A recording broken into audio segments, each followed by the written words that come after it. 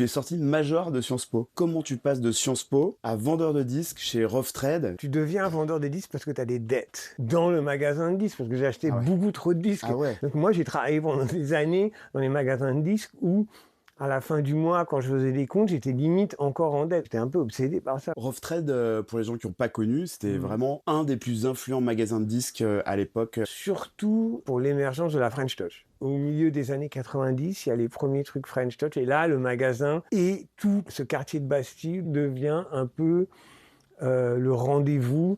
Les Daft, De Crécy, DJ Lip. C'était le gars qui donnait les bons disques aux DJ en devenir. Tu veux que j'emploie le mot de dealer? C'était dealer de... Comment est-ce que tu te retrouves chez Nova? T'arrives, t'as 20 ans. Je me retrouve à Nova parce que on vendait les disques à tout le monde de chez Nova. Un jour, Ariel Wiesman, qui donc venait acheter les disques pour la grosse boule, de 17h34 à 19h32, c'est la grosse boule. Et c'est tant mieux. M'a dit non mais j'en ai marre, j'achète tous les disques ici, je sais pas quoi en dire. Viens parler toi-même des disques que tu nous as vendus. Donc j'ai commencé à parler de disques à la grosse boule, enfin à essayer de parler de disques à la grosse boule parce que c'était une émission où tu parlais et de toute façon les deux autres embrayaient sur complètement autre chose. Donc voilà. Et tout d'un coup, un jour, le directeur de l'antenne vient me dire ouais voilà, en fait, on veut que tu fasses une journalière de 7h à 10h tous les jours. C'était Test. Tout de suite dans Test. Test. C'était l'émission qui était la plus importante. C'est aussi ça qui a fait que, au bout d'un moment, j'en pouvais plus. On est parti. C'est quoi le fil rouge, en tout cas le dénominateur commun à... Ah, t'es mignon, toi. Non mais je sais pas. Qu'est-ce qui te touche? Je ne sais pas. Si je le sais, c'est fini. Si après, voilà, il y a une boîte disque pour Yvan Smag, je les mets dans la...